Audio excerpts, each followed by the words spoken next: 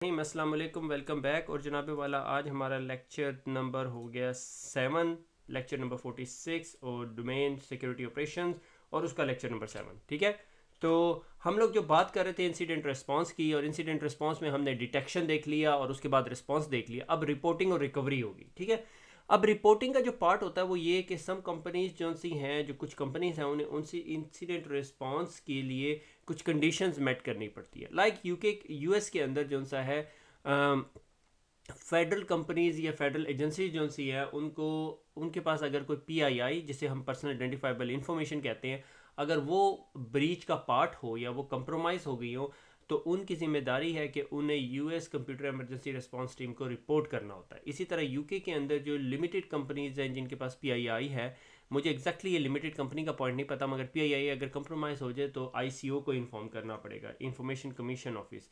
और इसी तरह यूरोपियन जो जनरल डाटा प्रोटेक्शन रेगुलेशन जो बन रहा है, जो मई 2017 के अंदर लागू हो जाएगा, उनका रिपोर्टिंग आर्किटेक्चर है कि उन्होंने जो भी डाटा रेगुलेशन अथॉरिटीज़ है उन्हें 72 आवर्स के अंदर रिपोर्ट करना होगा। ठीक है, और उन्होंने फ़ाइन भी बढ़ा दिए। तो ये हो गया रिपोर्टिंग स्ट्रक्चर। मगर रिपोर्टिंग लाजमी नहीं कि out of the company report करना है, विद इन द कंपनी भी रिपोर्ट करना है। अच्छा, यूएस सर्ट के ने बहुत अच्छी डिटेल दी हुई है कि अगर आपने इंसिडेंट रिपोर्ट करना है तो ये जो प्रोसीजर है उसे फॉलो करना है कि एजेंसी का नाम देना है। ठीक है, पॉइंट ऑफ कांटेक्ट देना है, इंसिडेंट कैटेगराइजेशन कैट 1 2 3 उन्होंने टेबल डिफाइन किया हुआ है, incident date time including the time zone, क्योंकि अमेरिका है उसके अंदर टाइम जोन्स का इशू है, source IP address, destination port number, operating system DNS, antivirus software installed including version latest update, location of system कहाँ पे था, method use to identify the incident, impact of agency और resolution. अच्छा, ये पुराना procedure है जो यूएस सर्ट ने डिफाइन किया हुआ। अब वो जो सा है वो सजेस्ट करते हैं कि स्टिक्स और टैक्सी एक प्लेटफॉर्म है जिससे इंडिकेटर्स ऑफ कंप्रोमाइज डिफाइन किए जाते हैं, उससे भी रिपोर्ट करते हैं, और कुछ प्रोसीजर्स हैं। बहरहाल वो कहते हैं कि वो हेल्प करेंगे। मगर अगर आप जो सुनने वाले हैं वो यूएस में नहीं बैठे हुए, यूके में बैठे हुए, तो आईसीओ की इस तरह की कोई ऐसी अभी तक रिक्वायरमेंट नहीं है। मगर आईसीओ को रिपोर्ट करना है, मगर आपने नहीं डायरेक्ट रिपोर्ट करना एज अ सिक्योरिटी प्रोफेशनल, आपने लीगल को नोटिफाई करना। लीगल की रिस्पॉन्सिबिलिटी है लॉ इन्फोर्समेंट को आइडेंटिफाई करना। ठीक है, ये इंसिडेंट रिस्पांस टीम है। ये इसी तरह निस्ट का जो डॉक्यूमेंट है उधर से ही उठाया हुआ है। लॉ इन्फोर्समेंट एजेंसी के साथ रिपोर्टिंग हो सकती है, सॉफ्टवेयर सपोर्ट वेंडर को आप रिपोर्ट कर सकते हो।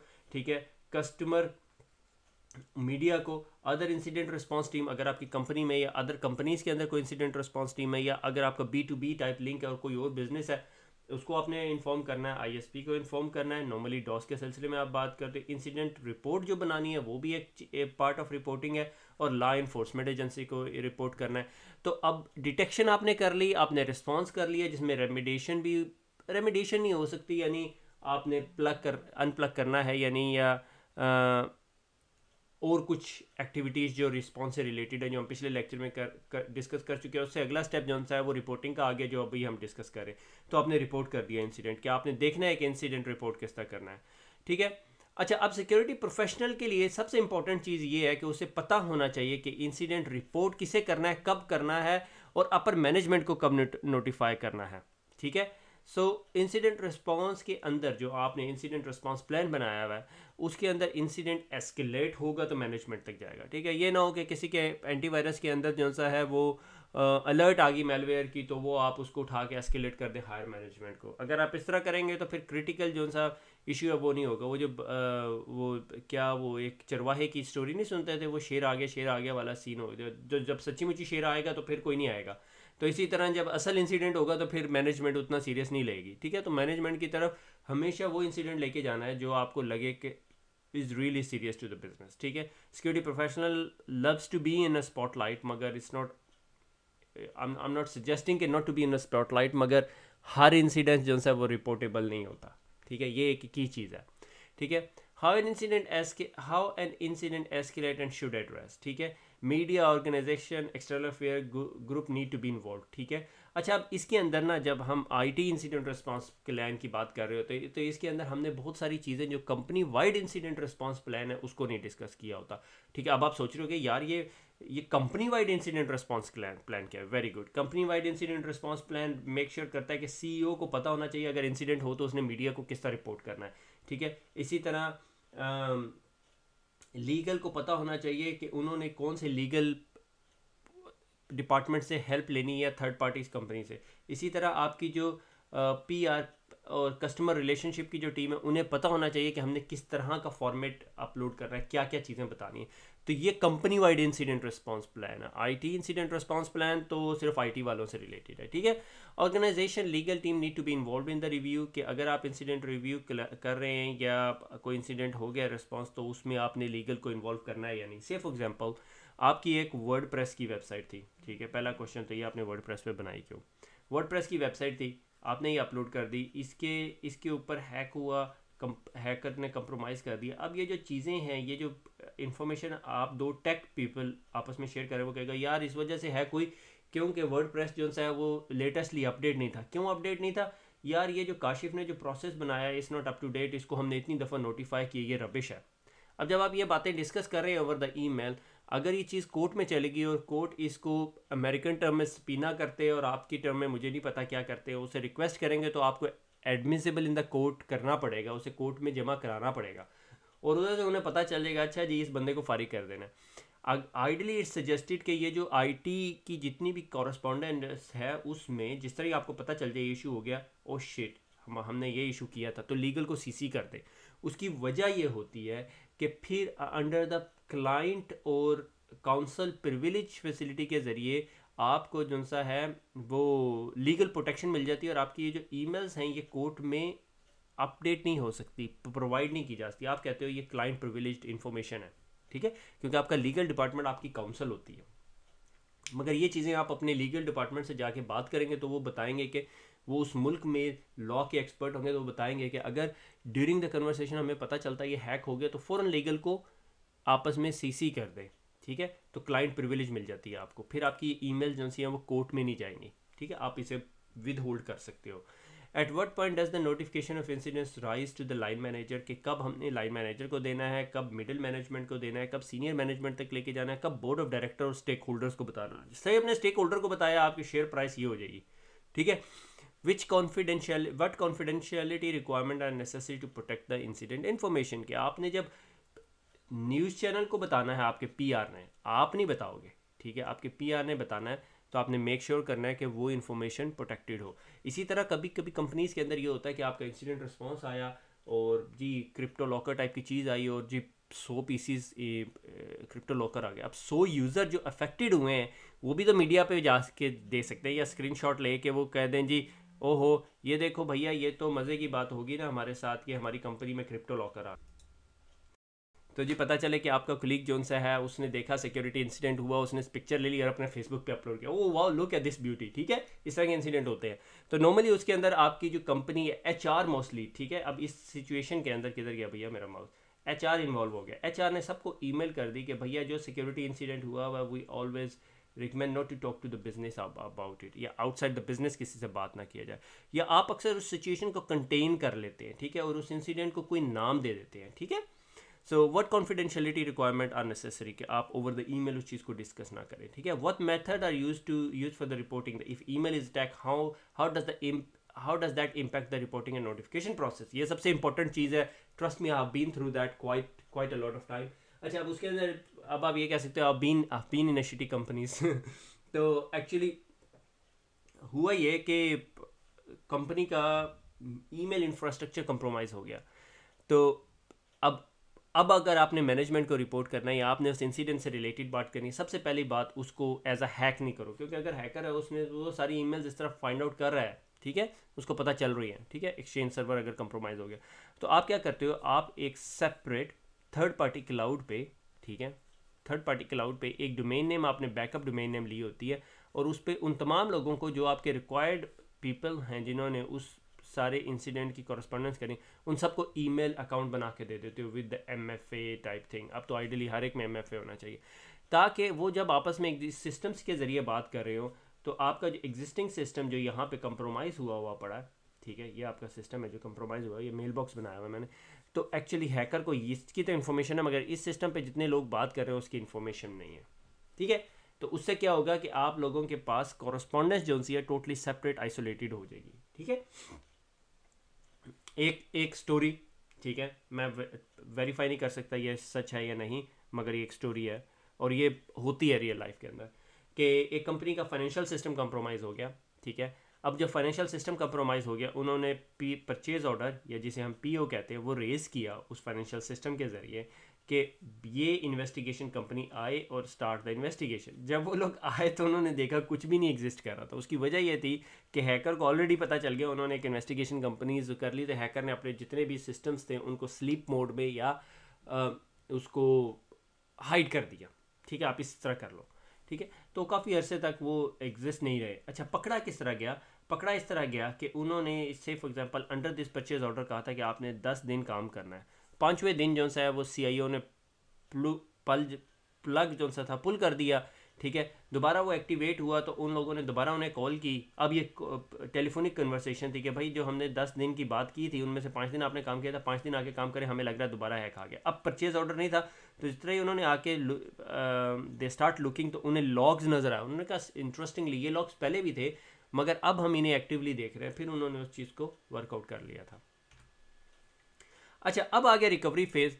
तो first step of the recovery is eradication if possible, removing the threat, patching the vulnerability. ठीक है, अच्छा अब इधर जो सा ना कुछ लोग कंफ्यूज हो जाते हैं। कुछ पार्ट ऑफ रिस्पॉन्स जो सा है वो रिकवरी का भी पार्ट हो सकता है। ठीक है, आइसोलेशन भी रिस्पॉन्स का पार्ट होता है। ठीक है, रिस्पॉन्स के अंदर आप बैकअप से रिस्टोर करके भी चला सकते हैं, मगर रिकवरी भी उसी कैटेगरी में आती है। मगर रिकवरी जो सी है एक लॉन्ग टर्म रिकवरी की बात कर रहे हैं अब हम लोग। ठीक है, जिसमें रेमिडिएशन, आपको फोरेंसिक एनालिसिस आपने कर लिया, आपको पता चल गया यार अब हम फुली रिकवर होने के फेज में। ठीक है, ये फुल रिकवरी का फेज है।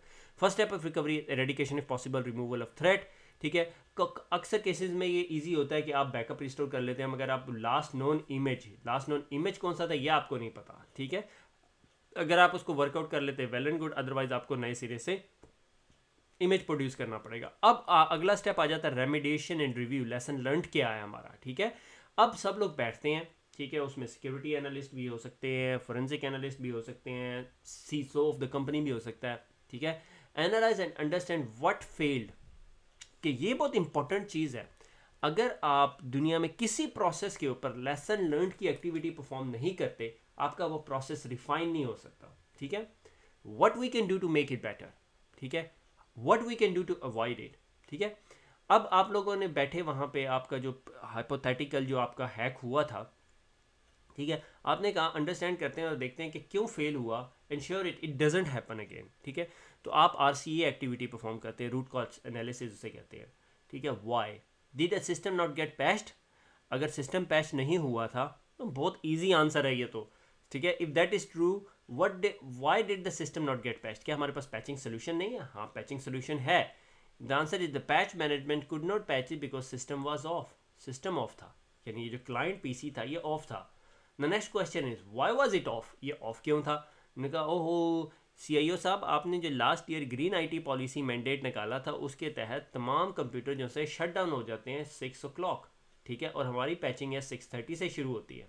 ठीक है, तो can we turn system on when patching through the wake online. क्या अब क्वेश्चन आप एक दूसरे से पूछ रहे हैं, क्या हम इस तरह कर सकते हैं? And how the system check for patching on boot before connecting to the internet, कि वेक ऑनलाइन करें, पैच करें, और जिस तरह वो जब इंटरनेट पे कनेक्ट हो डेली, वीकली, मंथली, तो हम उससे चेक कर लें कि वो पैच्ड है या नहीं, या वल्नरेबिलिटी स्कैन से वेरीफाई कर लें। If answer is yes, we got the solution, case close, lesson learn, और प्रोसेस अपडेट कर दो पैचिंग का। ठीक हो गया। इस आइडियल इन्वायरमेंट में ऐसा होना चाहिए। होता है या नहीं ये डिफरेंट डिबेट है, but being a CISSP this is the process, this is how it need to be done. ये बहुत अच्छा एनालिसिस, ये मैंने आपकी बुक से ही उठाया हुआ ये सारे का सारा। ठीक है, सिक्योरिटी ऑडिट एंड रिव्यूज। ठीक है, प्रिकर्सर टू मिटिगेशन। ठीक है, कि भाई अब सिक्योरिटी ऑडिट, ये हमारा इंसिडेंट रिस्पांस प्लान ऑलमोस्ट खत्म हो गया। ठीक है, इसकी ये मैंने डायग्राम एक दफ़ा, इंसिडेंट रिस्पांस साइकिल है।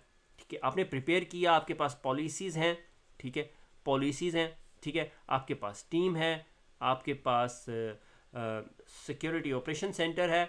अब आपने 24/7 मॉनिटरिंग करनी शुरू कर दी। आपके पास सिम सॉल्यूशंस हैं, आपके पास लॉग मैनेजमेंट है, आपके पास IPS है, IDS है, और ब्ला ब्ला ब्ला। ठीक है, अब डिटेक्ट एंड एनालिसिस किया। जिस तरह ही आपको पता चला, आपने कंटेन किया, कंटेनमेंट की उसकी।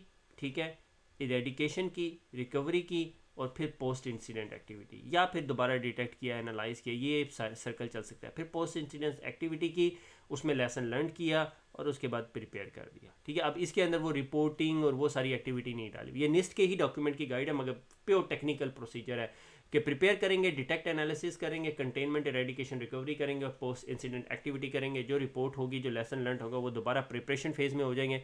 उसके मुताबिक हमने ये पॉलिसी चेंज करनी है, सॉक की टीम को ये कैपेबिलिटी दिलानी है और इस टीम के अंदर ये प्रोसेसेस अपडेट करने। That's it. अच्छा, security audit is typically performed by independent third party. Normally security audit जो सा है या सिक्योरिटी रिव्यूज़ जो से हैं वो थर्ड पार्टी से करवाए जाते हैं। ठीक है, जो कि एक क्लियर व्यू लेकर आए, बायस्ड किस्म का बंदा ना हो, आपके सिक्योरिटी सोल्यूशन को देख के अपनी चेक बॉक्स एक्टिविटी परफॉर्म करके लेकर आए और आपको एक ऑनेस्ट ओपिनियन दे। ठीक है, security assessment determines the degree with which the required controls are implemented. कि भाई क्या आपके पैचिंग एक कंट्रोल है, तो पैचिंग कंट्रोल किस तरह इंप्लीमेंट हुआ, वल्नरेबिलिटी स्कैन कैसा इंप्लीमेंट हुआ है। ठीक है, पेन टेस्टिंग एक्टिविटी परफॉर्म होती है नहीं। Security review is conducted by the system maintenance or a security person to discover the vulnerability within the system. Security reviews are done by that. ठीक है, pen testing is a form of security review. Penetration testing एक form of security review है। आप weekly तो कोई company नहीं करती, monthly कर रहे हो, क्वार्टरली कर रहे हो, या हाफ ईयरली कर रहे हो, या ईयरली कर रहे हो। Security audits can be divided between internal and external review, कि इंटरनल रिव्यू हो रहा है या एक्सटर्नल रिव्यू हो रहा है। ठीक है, the outcome of the security audit and review process should be a list of items, कि वो लिस्ट ऑफ आइटम्स होने चाहिए, and issues that have to be addressed by the security actors in the organisation. Say for example अक्सर जगह आता है कि password complexity बेहतरीन नहीं है। ठीक है, चेंज कंट्रोल मैकेनिज्म बेहतरीन नहीं है। Change control sort of an ITIL process है। अगर हमने कभी आइटल पढ़ा, फाउंडेशन मोस्टली, तो हम डिस्कस करेंगे। ठीक है, उसके अलावा क्या हो सकता है, उसके अलावा जी अल्लाह भला करे, आपका अक्सर एक फीडबैक आती है कि यूज़र अकाउंट रिव्यूज़। ठीक है, यूज़र अकाउंट के रिव्यूज़ नहीं हुआ। ठीक है, क्या आपके सिस्टम में कोई ऐसा अकाउंट हो सकता है कि यूज़र जो सा है वो छोड़ के जा चुका और उसका अकाउंट एक्टिव हो? उसके लिए आपको फिर लीवर्स प्रोसेस बनाना चाहिए, लीवर्स प्रोसेस। ठीक है, लीवर्स एंड जॉइनर्स प्रोसेस होता है, वो पूरे का पूरा होना चाहिए आपके पास।